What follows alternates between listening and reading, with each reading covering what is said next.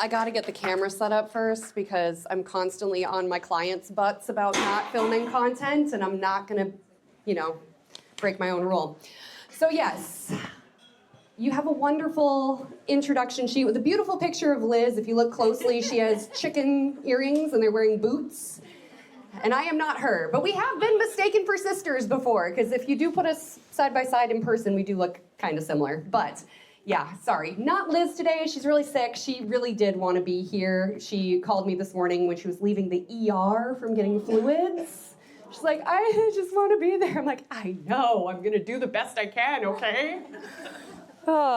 So just a quick little brief synopsis about me. Joy did a great job introducing me, but yes, I own a small business. It's called Abbey Graves Productions. I got really creative with naming my business.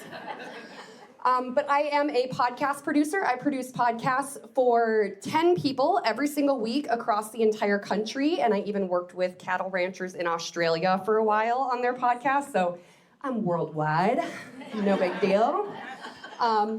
But I also am a wedding DJ, I host music bingo, and I run a photo booth business. So I call it living my Paris Hilton fantasy because I figured out how to get paid to party. That's hot. But yeah, Liz is one of my favorite people, so I got some big shoes to fill today, but we are gonna do the best we can. So I wanted to talk about being a disco ball in your community and how that can help build the community for you that you want and help build your business in return. Like I mentioned, I'm a DJ and I like partying and I like disco balls. And if you've seen my shoes, I really like disco balls. You can put them on my feet. So I do a lot, obviously. I have multiple different businesses or branches of one business that I run. But what I've noticed in everything that I do is that the richest people in life aren't the ones with the deepest pockets or the thickest wallets. They're the ones that have the strongest village behind them. When they need something done, there's a team of people standing by ready to help them out no matter what. Those are the people that are the richest in life. And I think this is maybe something that I picked up growing up. My dad always said, we're not rich in money, but we're rich in love. If I heard that once, I heard it a million times. And it's just something that's kind of stuck with me through adulthood. And I realized that, yeah, if you're rich in love and you have a strong village, it can take you really far. So we're gonna go through my disco ball framework because disco, party, everybody loves it.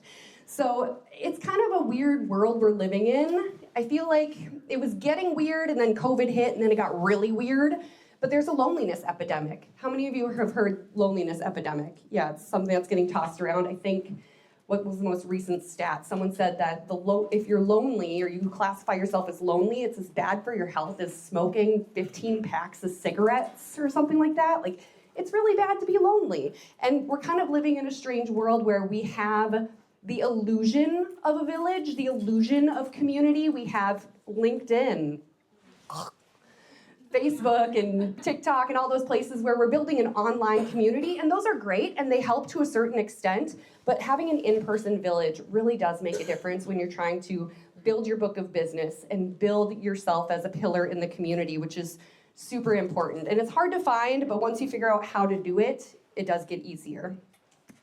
I think a lot of us are, well, it's a room full of women. Usually if there's a man in here, it's a little bit different, but how many of us are the ones that are texting the friends and like organizing the group chat going, hey, let's all go for lunch. Brunch is on this day.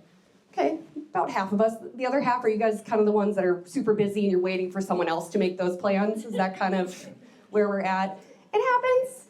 We all go through phases in life. Sometimes we're the people facilitating, other times we're the ones participating. But I think there has been kind of a more swing in being a consumer of the community versus being more of a participant in it. So that's kind of what I want to go with today, is talking about being part of a community that really shows up for each other and how that can help.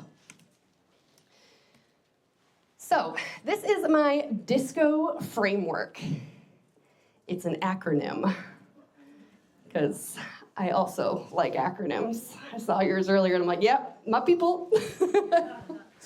So disco balls, they're bright, they're joyful, they're reflective, they create energy. Like when you walk into a room and you're like, oh, a disco ball, awesome. I DJ'd an ice cream rave a couple weeks ago. Yeah, that's a real thing. It was awesome. And there were disco balls everywhere. And it was just the best time because they're creating all this light and creating such a fun atmosphere to be in and be around. And that's why I really wanted to create this framework. So the D is deciding to show up, and we're going to go deeper on all of this, obviously. I didn't get an hour to talk for nothing. So D is deciding to show up. I is investing before you need return. S is social media as a village building tool. C is creating connection consistently. And O is offering light. So getting into the D of disco. This is something that it's been a theme in my entire life. I was told in like 10th grade when I was student body president and in charge of like 6 other groups, one of my teachers said, facilitators facilitate, participators participate. You're a facilitator, Abby. I'm like, I know, look at me go. So deciding to show up. This is something that I have almost done to a hindrance sometimes because my calendar can get kind of full, unfortunately. But when someone asks me to participate in something, it's usually something really fun, and it's an opportunity I don't want to turn down. So I decide to show up for a lot of different things. Let's start down here in the corner here. So this is me dancing about almost exactly a year ago. I was asked to show up and be a community star for Dancing with Our Stars Live. It is a competition that happens in St. Cloud, Minnesota. They ask 6 community stars to be the dancers, and then they pair us with professional dancers. And we learn a dance, and we spend a couple months fundraising for the charity of our choice. And it's a dance competition, so you can win money for your charity based on how well you dance and how well you fundraise. And they asked me to do this September of 2024. So at that time, I was 3 months of being full-time self-employed. So pretty fragile state with my business. Like I was still just trying to figure out what time should I wake up in the morning and start working? Because I don't have a boss to clock in with anymore. Like I'm still trying to get my feet wet. I'm still trying to manage all these new client relationships and making sure that all their deliverables are met. Heck, at that time, I was still invoicing through a PDF I made on Google Drive. Fragile little baby. But I still decided to show up. I said, yep, I will dance in June of 2025. I'll show up and be part of this thing. So I showed up and realized that 6 months later, my business was still in a pretty fragile state. I did figure out Square for billing. That was great, huge help. But I was still trying to manage client relationships and trying to make myself known in the community and do marketing. And it was hard. And on top of that, now I'm in charge of running fundraisers. And there was no one setting those up for me. It was all on me to be setting up these fundraisers for my charity. And I was choreographing a dance and learning the dance. And you can't tell in that picture, but that shirt is covered in rhinestones. And so I was doing all of that stuff, and I was still showing up, but it was getting harder and harder. But luckily, I had joined a networking group in November of 2024, and I had joined because I had loosely known someone in the group, and they're like, just come, and decided to show up again, decided to show up, and found a really supportive group. And now the deciding to show up has spread out because at every single fundraiser I did for Dancing with Our Stars, this group of people right here, my networking group, they showed up at every single event. It didn't matter what day of the week it was. It didn't matter what bar I was popping up and doing music bingo at. They were showing up. They were showing up as a crew. They were donating to the cause. They were playing music bingo. They were telling their friends about it. They were deciding to show up for me too and creating a village. And it made a huge difference.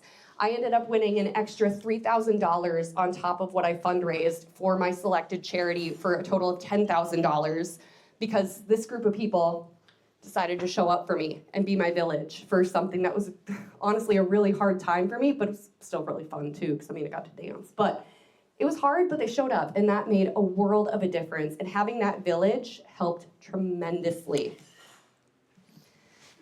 I saw this quote on the internet, and it's so spot on. Villages are not built during emergencies. They're built on ordinary Tuesdays. They're built on that Wednesday when music bingo starts at 7 o'clock at that dingy bar that you don't necessarily want to go to. It's a little sketchy. It's by the railroad tracks. But they show up anyway. Villages aren't built when your world is crumbling down. It's the people that you've had beside you all along, and when something does start to go awry, they're the ones that are saying, how can I help? What do you need? You want a hot dish? You want a pan of bars? I got you. I'm your village. I'm here for you. The I in disco, invest before you need return.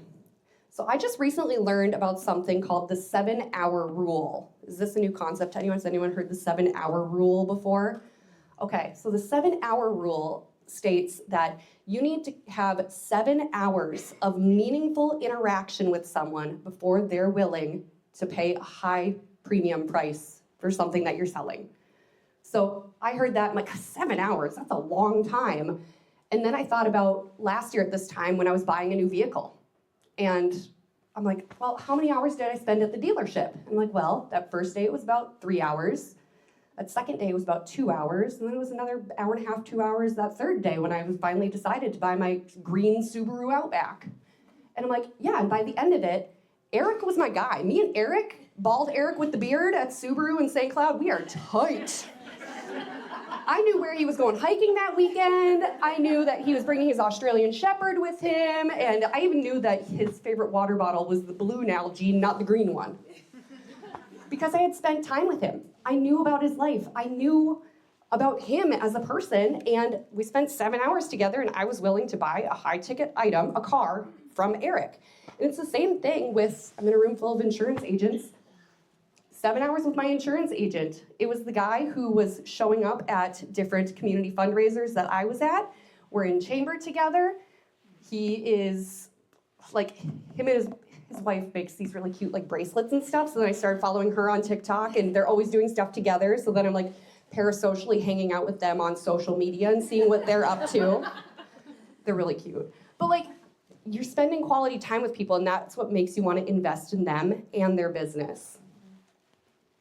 A good example of this with my business, this is a picture of Kayla Keenan. She is the founder of the Indie Foundation, which is a nonprofit based out of Minnesota. Anyone heard of them before? Okay, so it's really cool, a big champion of them. Indy, I-N-D-Y, stands for I'm Not Done Yet. Kayla, unfortunately, lost her husband to cancer, and they were really young. He got diagnosed with his cancer, I think it was 6 months before their wedding. And his goal was to make it to their wedding. He made it to the wedding, cancer-free, but then it came back about a year later, and he unfortunately lost his battle. But the entire time, he would say, I'm not done yet. And their goal was to start a foundation that helped people through cancer, no matter what kind of cancer you had, male, female, doesn't matter your age. They just wanted to make the process a little bit easier and to donate money that you can use however you need to, because cancer is so dang expensive. So they started this wonderful foundation, and shortly after they did, my mother-in-law was diagnosed with breast cancer, and we were kind of at a loss because she was in her early 50s, so really young for that to happen. And we came across the Indie Foundation, and at the time, I was a radio DJ in St. Cloud, Minnesota, and I actually invited Kayla onto my radio show to talk about the foundation and just share her story and why she did it and what she was doing to make the community better. And we just stayed in touch. That's it. That's all it was. It was a radio interview to promote something I believed in and help her spread the word about what she believed in, and we just kept in contact. And when she'd have a fundraiser, I'd promote it on air or talk about it or write a story about it for the website. And that went on for years and years until I left the radio station, and then she had the idea of starting a podcast for the Indie Foundation called Connecting Through Cancer to help connect people through the audio experience and just be another way to support them. And when she had that idea, I was the first person she contacted. Why? Because I had already invested time and energy into this relationship with Kayla and with the Indie Foundation. So it didn't start out as like, oh, you're gonna be a client someday and you're gonna give me money. It started out as genuine human connection and just investing in something we both similarly believed in. And it was worth it in the long run, and I'm still happily producing their podcast. It's one of the top 50 podcasts in the United States. Whoop, whoop. Love to see it. But trust is built through repeated interaction. It's all about just showing up and supporting the things that you believe in, and you're gonna find other people that believe in the same things, and that's gonna help grow you as a human, and it'll help grow your business. The S in DISCO is social media, and it's a village building tool. Okay, I love social media. I love social media. I am just a little internet goblin, and I will, if you see my screen time, you're like, she has time to run a business? Looks like she's just on her phone all day. Because I kind of am, but it's fine. How many of us do we like social media, or are we like, oh, please no? Okay, I'm getting the vibe of please no. Hear me out.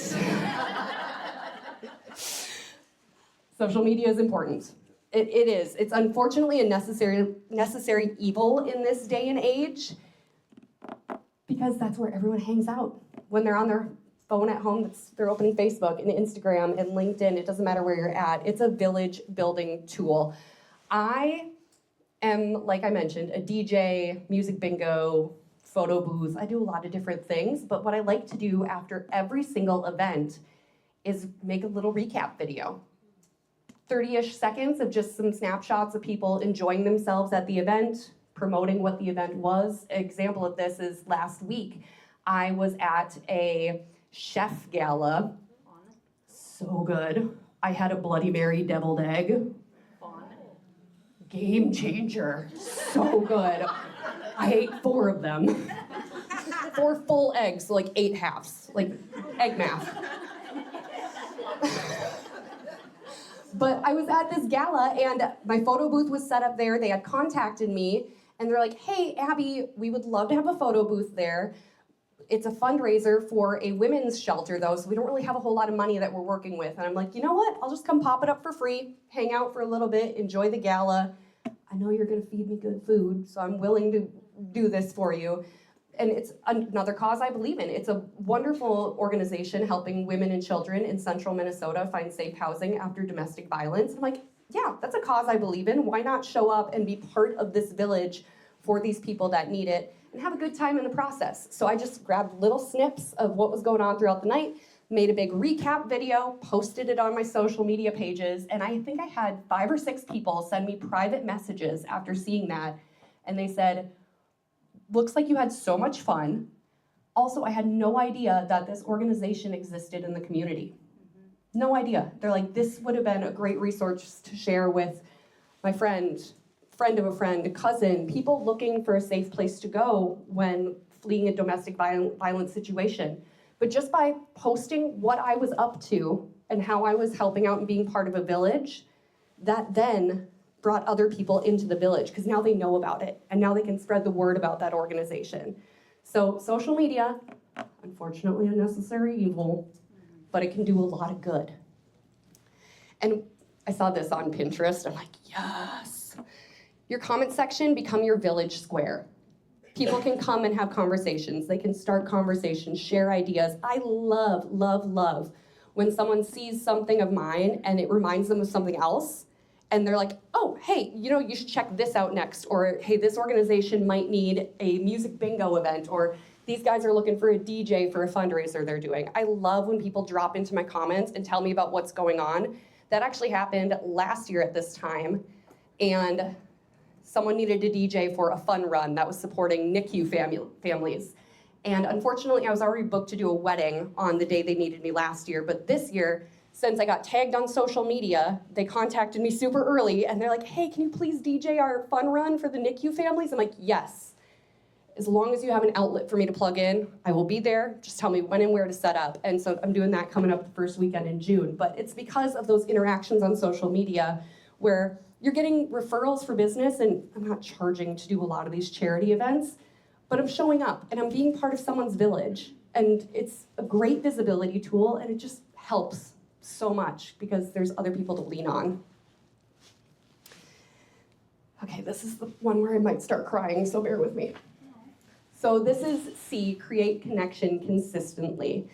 I love connecting people with other people. That's just something I've always loved doing. I think that's why I became a radio DJ, just because it's just constant connection with new people and new faces. But this logo up here is Midwest Outdoors Unlimited. It is a nonprofit organization that helps send veterans and disabled people out on hunting and fishing trips. Looking at me right now in my sparkly shoes and my purple blazer, you probably wouldn't believe that I am a super avid outdoorsman. I love hunting. Bear hunting and deer hunting are my absolute favorite. But Midwest Outdoors Unlimited Prairie Partners chapter is headed up by my mother-in-law and my late father-in-law. And this is an organization I've been involved with since I started dating my husband in 2011. So I have been part of this for 15 years now. Every year we host this huge banquet and we play games and raise money to help send these veterans and disabled people out on hunting and fishing trips. This was in 2021, the picture was taken, and the hunt, I believe, happened in 2020. This is Addie Swenson. She has spina bifida, and she wanted to go hunting really bad. And it just so happened that my second cousin on my mom's side from Browerville, shout out Joy, he has a bunch of great hunting land and facilities to get people into the woods easily. And he started something he called his Happy Hunters. And he was looking to start this program up and help people get out on hunting trips. And I saw it on Facebook, and I knew that Addie had wanted to go hunting. And so I got to work behind the scenes with Midwest Outdoors Unlimited and get Addie out on a hunting trip.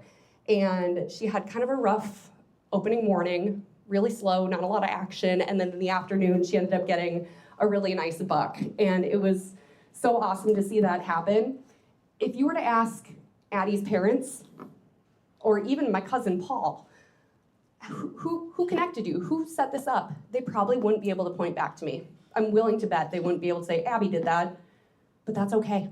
I don't need the recognition for this. I don't want the recognition for it. I just want the feeling of, I was the one that took this picture. I want the feeling of taking the picture and seeing the smile on that girl's face because she got a canvas printout of her deer that she got, and just knowing that she had an awesome time out in the woods, thanks to an organization that I have volunteered countless hours to over the past 15 years. And just creating that connection means so much to me. And being part of a village to make that happen, it just helps so much. And there's so much good that comes from it. So think about where you can create connection in the organizations that you're part of. How many of us sit on boards for something? It's a room full of women, of course we do, right? We're the ones that get things done. But I know that there's a couple of boards that I sit on where I could probably be even more active in the connections that I'm creating. Because I just could. Like, if you just think about it for 5 seconds or go through the lens when you're scrolling through social media, like, how can you create a new connection with something? And it might not pan out into anything. But hey, at least you tried, right? Oh, offer light to others. So this one is a very recent story that I want to share. I DJ'd 3 proms this year. The youth terrify me. They're so scary. And then you put them in like a sparkly prom dress and really sharp heels and they get even scarier. But I did 3 proms this year. The first one, it started off super good. And I was so excited. I'm like, yeah, they're gonna be partying all night. Let's go. And then the last hour, no one danced. No one danced for an entire hour. They sat on their phones on the sidelines. You guys, I played Get Low by Lil Jon. The uncensored version in front of their principal. And no one wanted to dance. I went up to the teacher who's in charge of prom, and I've DJ'd this prom 6 years now, I want to say. I've been doing it for a long time. I went up to her and I'm like, Senora Custer, can you level with me? Do I suck at this? Am I bad at DJing? And she's like, I think they're just tired. Boo-hoo! If Lil Jon can't get us on the floor, who can? It's brutal. So I'm like, okay. I left feeling pretty defeated that night. I'm like, okay, that started well, didn't end well. Let's try the next one. Went to the next prom, and I wasn't the DJ for that one. I was just the photo booth person. So I set up my photo booth and left, and then I came back and checked to see how many pictures were taken, and It was about 300, which it was a smaller school, so that's fine, but it wasn't as many as I was kind of hoping for. Usually proms, I can hit about 500, even with a smaller school, so I'm like, oh, the kids weren't really liking that either. What do I gotta do to win their hearts and minds, you know? It was rough. So then my last prom was Pierce, Minnesota. Does anyone know where Pierce is? By Little Falls, St. Cloud area. It's a smaller school. It's actually combined with another school. It's Pierce Healy High School. And it's a bunch of redneck kids. It is they're wearing their boots under their prom dress, and I've done their prom now for 3 years. And I'm like, okay, first 2 proms this year have been a little rough. Maybe it's time to hang up my prom DJ hat and just focus on weddings. And I'm like, give it a try, see what happens. We were at a new venue this year, which is always tricky because they're trying to figure out the lay of the land. But they get off the bus into the Falls Ballroom, and a senior girl runs up to me. And I recognized her from last year. That's how I knew she was a senior. I didn't go around asking everyone's grade. I'm not creepy. But she runs up to me and she's like, DJ Abbey, DJ Abbey. I'm like, hi. I wish I knew your name. Hi.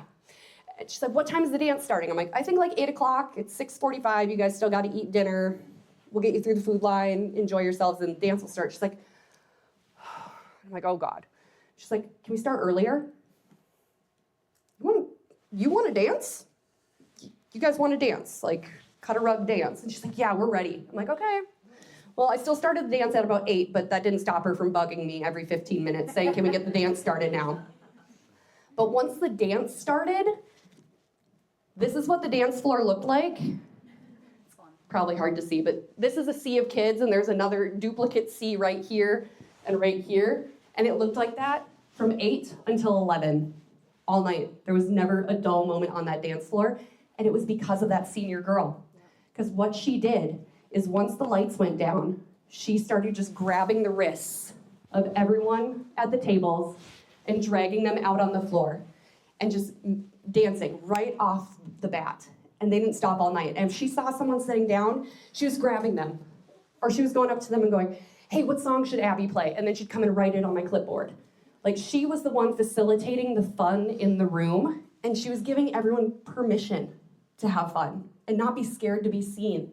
Because I think that's what a lot of the kids worry about these days, is just being afraid of being perceived or filmed or put on TikTok. Like, dance stupid on TikTok, that gets you views. I don't know. I had Kesha like one of my videos from dancing on TikTok, so no big deal. But seriously, she was the one that was making sure that everyone was out there. She was being a villager for this group of kids, dragging them out there, making sure they were having fun, making sure I was playing the songs that they wanted to hear. She was the ringleader, and I really hope she gets invited to prom as a guest next year, because it's gonna be a bummer if that girl is not there. But she is shining light on other people. She was that disco ball reflecting the light back on everyone else to make sure that they were having fun. And she was a good energy to be around. She was making everyone feel welcome and letting them loosen up a little bit. And there was just something so magical about that experience. And it restored my faith in the youth. The kids are all right, y'all. The kids are all right. They're gonna be fine. So reflect light generously and it will sparkle back at you. I want to wrap this up by, how much time do I got? So I got a little bit of time, right? Cool. I want to talk about how I am a disco ball for Liz. 30 of you got copies of Flowers Bloom Anyway. So, let's start at the very beginning. I threw out my back from golfing too much in 2020 because there was nothing else to do but golf. So I walked 9 holes every day and then went to a CrossFit class. I was in great shape until I couldn't move. Bummer. Liz was the only doctor available for me to see at that time because she was a newer full-time nurse practitioner, and I went to her for a referral for a physical therapist, and we hit it off immediately. And we just stayed in contact ever since. She became my primary care practitioner. I think that's the term for it. I'm not a doctor, I'm just a radio DJ. And we just stayed in contact. Well, when the time came for her to go full-time on her flower farm and for me to go full-time in my podcasting business, we became disco balls for each other, just reflecting back as much positivity and help as we possibly could. And the book that is sitting in front of you today, I want to talk about how that kind of came to be. So I found a podcasting conference It's called Podfest. It's in beautiful sunny Orlando, Florida. Good excuse to go to Disney World. And this podcast conference had a whole author track to it. And I had known that when Liz lost Josh, her husband, she was writing notes in her app. I knew she was writing and journaling and going through that process, and that was a way for her to grieve. And I knew at one point she wanted to write a book about it, but she wasn't ready to take that leap just yet. And so I said, come to Podfest with me. You have a podcast. You have a really good podcast. It was like charting in all the home and garden charts at that time too. I'm like, come down to Podfest. Go just check out the author side of things. Like, if you hate it after one session, who cares? Go to a different session. I don't know, we'll go get lunch. We'll figure it out. But I shoved her into the author room, and within 10 minutes, she had texted me, and she said, I'm leaving this conference with a book deal. And boy, did she. She spent the rest of the conference working with Morgan James Publishing, pitching her book, getting the book deal ironed out, and that's the book sitting in front of you today. That's a very 10,000 foot overview level of that. It took a lot of me being a villager for her to get this book in front of you. I was a test reader for it. I'm helping produce the audiobook version of it. I was the one talking her off the ledge of quitting every other 20-minute increment for a while. Because has anyone written a book in here? It's not easy. I'm not going to write a book, I can tell you that much. After seeing what she went through, that is not an easy process. And thank goodness she had a strong village behind her for it, because there's certain things in life you just cannot get through alone. You need to have a sounding board for something. You need to have someone that's willing to show up and help out when you need it. I mean, the events we had to put on to make this book happen, the book signings and the launch parties, and it's a lot, and it's more than one person can do. And there's a lot of things in life that it's more than one person can handle. So having a strong village behind you helps make things happen. I'm not the only villager. I'll take a lot of credit for the book. I put a lot of hours into it. For a while, I was affectionately referring to it as our book. But she has a PR specialist. She has a social media strategist. She has her mom, who's a super big champion of her. She has sisters and friends and people who were helping her move forward and making sure this happens. But without that strong community behind her, this book would have never seen the light of day, and it sure as hell wouldn't have been a USA Today bestseller. So it was kind of exciting the day she did get USA Today bestseller, because we were all so nervous, because 2 Chainz, the rapper, put out a book the same week. We're up against 2 Chainz, y'all. And he's actually smart.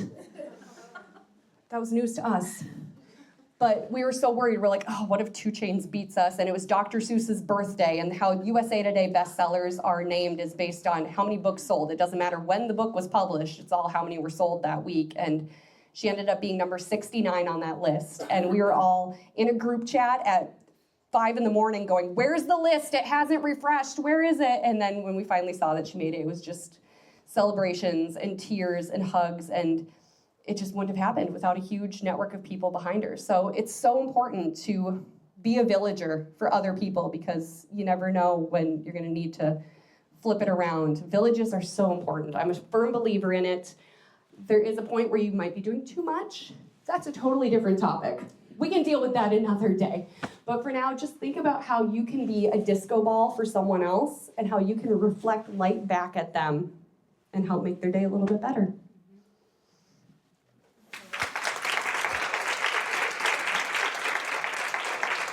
I'm open to questions if anyone's got any burning questions about literally anything. Where do we find you on social media? You can find me on social media, on Instagram, at Abby, the podcast lady. Everywhere else has a different handle, so just go to abbygravesproductions.com. If you need to find me in the parking lot, the license plate says Pod Lady. Yes, I got a custom plate. Back to my relationship with Eric at Subaru. He hooked me up. So what's the story with your shoes when you were saying that this morning? What happened with the shoes? Oh, okay. You can find this on TikTok at Abbey Minky. So these are beautiful, stunning, gorgeous, covered in rhinestones. Like if I can buy something covered in rhinestones, that's how I want it. Well, I ordered them. They were the last pair of size 10 of the Michael Kors Zuma sneaker. Ordered them, got them in. Don't look too closely at them. One of them's bottom is yellow. There's a blue stain on it. The other one's outside is yellow. Turns out they were a display shoe at a mall, and they just plucked them out of a window and shipped them to me. So I went onto the Michael Kors support site. I'm like, hey, I paid a lot of money for these, and we got a problem. And they're like, that's too bad. How about a 10% discount on your next purchase? No, I'm good, thanks. I'll just keep my weirdly half yellow sneakers. Any other questions? I'll answer anything you got. Okay, I have two questions. My first question is kind of a fun question. What is like the number one song that gets youth on the dance floor? Yeah. Or for a wedding too. I have one of those later this year. Yeah, by Usher. Oh, yeah. That one will get them going. Is it primarily white people? Cupid Shuffle. Also, sleeper hit for weddings this year, that new, baby, where the hell's my husband? Yeah. They love it. Great for bouquet toss. My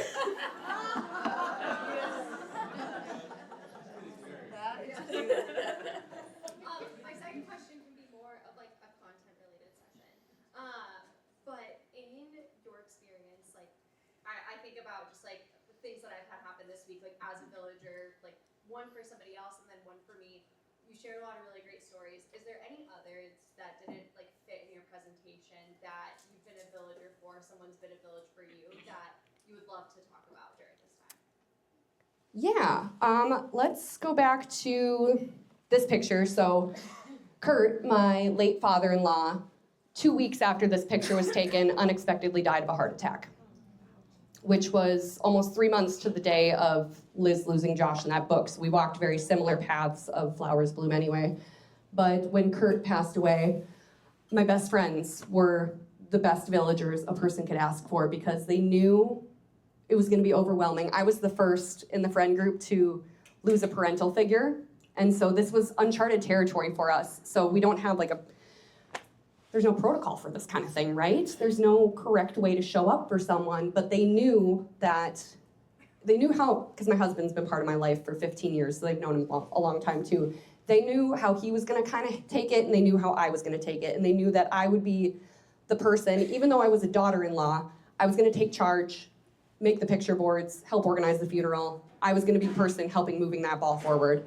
And they knew that them showing up to Long Prairie and having to stay at my parents' house and be kind of a burden, so to speak, was not gonna be helpful in that situation. Instead, they texted me and they said, we know how you operate, kindly.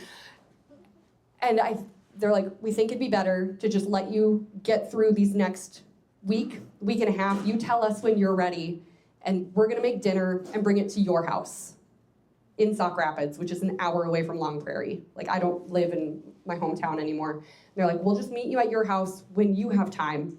We're not gonna go bombard you right now when you're trying to juggle a million balls and you're crying your eyes out every 10 minutes. We'll show up for you when you're ready. And we're gonna do it in a way that's actually gonna help you. So I shout out to my besties.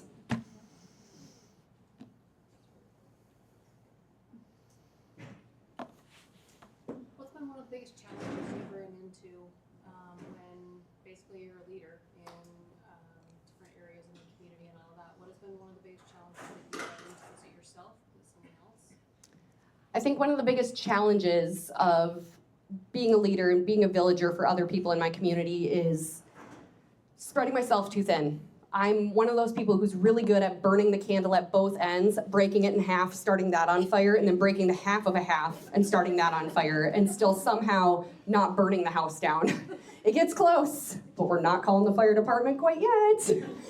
So I think the hardest part is just learning what my capacity is and learning to say no. That is a huge challenge, and that is something my business coach has been working with me on this year, is really saying yes to the things that are aligned and that are beneficial to me on a soul level and on a business level, and just saying no to things where when people start knowing about what you can do and what you can offer, and when you're enthusiastic to help, your door is just beaten down constantly to be a villager for everyone, but you can't do absolutely everything. You can do as much as you can, but no more, or you're gonna burn your house down. So I think just the biggest challenge is learning what my limits are and how much I can contribute before absolutely being tapped for resources. So do you have like the top 3 tips for discernment of like who you're gonna invite into your village, or the things that you are gonna say yes or no to? Yeah, that is a good question. Lately, I've been running it through the filter of, is this something, if I had unlimited free time, like, is this gonna be like a top priority for me? So like Midwest Outdoors Unlimited, I love being outside. I love helping people get outdoors and experience the outdoors. So that one never is gonna get pushed off the plate. The one that I'm doing for the NICU families, I am not a parent. I don't have kids. So a lot of like kids charities and baby charities don't necessarily align with me, but it is a friend that I have now made. So then it kind of gets filtered into, I know this person, I like this person, so I will support the charity. So I think it's just like really trying to decide like what actually matters to you, because not everything can matter at the same level. So I've just been kind of trying to filter a little bit that way of like, does it really kind of feed into my personal life as much as I'd like it to mean. Saw a hand over here. Yes. So, for someone who gives and gives and gives and does things for other people, what do you do to fill your tank? I lay on a pizza-shaped floaty in the lake with a margarita with an 80s yacht rock playlist coming from a speaker on the dock with my Shih Tzu on my stomach, creating a horrible tan line. And that is how I recharge. That is how I find peace. Yes. Being a big facilitator, what were some valuable ways that your village showed up for you? I'm in a really great group of moms that we show up for each other in our community, and we've created this, I don't know, something happens. A girl broke her arm the other day. We do a meal train. We show up and we bring gifts and we take the kids when they need them. But in your situation, you've lost somebody, you've been a facilitator, but what were valuable ways for you giving that those people showed up and you allowed them in? What were the best ways that they helped you? I think just knowing people's love languages and how to support them the right way. There's actually a great chapter in Flowers Bloom Anyway about this. It's Liz calls it not the golden rule, it's the platinum rule. Because we all know the golden rule, treat others how you want to be treated. Platinum rule is treat others how they want to be treated. Because not everyone wants the hot dishes on the front porch. I'm deathly allergic to dairy. Like, a shred of cheese in here, I'm in anaphylactic shock, someone's got to stab me in the thigh. Like, so people showing up with hot dishes is not helpful for me, especially in Minnesota. Everything is covered in cheese and butter. Bummer, right? So like just knowing how to support someone is so huge, and doing it in a way that is meaningful and impactful and not a burden to them. Like, I trained my husband, Will, on this one, talking about training our husbands earlier. He would buy me flowers for my birthday, but they would be left wrapped in the plastic. So now I have a chore. Now I need to unwrap them. I need to put them in a vase. I need to find a clean vase. Where the heck did we put it last time? I don't know. I'm just gonna put it in this mason jar. But it's all about just like doing things how people want them done actually, and how it's gonna be helpful for them and not a burden. And it's hard. It's something that you gotta learn, and a running note in your phone of just like names and like what you think their love language might be. Heck, even ask them what they think is helpful. Be direct. People appreciate directness, especially when they're in a situation like losing a parent or losing a friend or breaking an arm. Like, hey, is it actually gonna be helpful for me to mow your lawn, or are you picky about how the lines look? Real problem. My cousin just went through it last week. Yes. What would you tell a fellow disco ball person who they feel like they've just like lost their spark, so to say? Like they're just Groundhog's Day and like, you know. That's hard. That's really hard. We've all been there. We've all had those moments where it's a dark room and the disco ball is still spinning, but there's absolutely no light on it. And it's like, someone gonna flip a switch somewhere, or what do we gotta do? And I'd say find the person that you know can bring a smile to your face. Like, we all have that person. When I said that, I bet, did a name pop in your head? You can see their face. My cousin Misty shows up every time because we just laugh until we pee our pants when we're together. Find the person who is at least just gonna make you feel like a human again, so you can start reflecting out onto others. Because if you don't feel like yourself, you're not gonna give to your best ability. So find someone that can be just a little spark, just a little like phone flashlight on the disco ball for a second.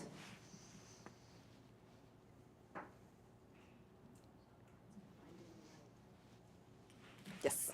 One more, because I was thinking about the bloody Mary deviled egg. So good. So good. You have no idea. Okay, I asked them after like my 5th trip back for an egg. Because they're only giving them out in halves. And it's from Jules Bistro in downtown St. Cloud. And because this was like a chef gala, it was a specialty food item that they had made. And I'm like, come on, just tell me. Just tell me. And they're like, it's all in the seasoning. That doesn't mean anything. So if I had to guess the flavor, I'm guessing they took like the deviled egg filling and put in a little bit of like tomato paste to like give it that like tomato acidic. And then the topping definitely had like a celery salt on it. Yeah, the little wash your sister sauce. Y'all know what I meant. And they said it's all in the seasoning. If I was a betting woman, I'd bet there was like pepperoncino, like micro chunks in there too. So there was no garnish. It was just the egg and the goo in the middle. It's awesome. Was the egg still white or was it like? Egg was still white, so the whiteness was still there. It was all in the filling. And the goo was a reddish? Yeah, it was like a red color, so I think there was like tomato paste in there. Do you guys want to hear the weirdest thing I've ever seen at a wedding? Yeah. Okay. Picture this. Sicily. So you got it. I was DJing a wedding, and it was in Sauk Center, Minnesota, at like a pavilion, so it was not even like an actual structure, it was like just kind of a shed without walls. And these people were partying hard. Like they showed up drunk. I'm like, it's still daylight, but let's go. So about 10:30 rolls around, and you know how like dance circles form, and everyone's had a few too many, so they're like not really stepping in time. But they're all kind of doing that to TikTok by Kesha. And all of a sudden, the mother of the groom comes out of nowhere and starts sprinkling everyone with holy water. Where she got the holy water? I'm pretty sure they got married at that venue. She brought it from home. I don't know. But I'm like, it is okay. Well, bless us one and all. Is my time up? Oops. Thank you guys. This has been so fun. It's kind of a last minute fill-in, but hopefully you got something out of it. Thank you, Miss Abby. You were amazing.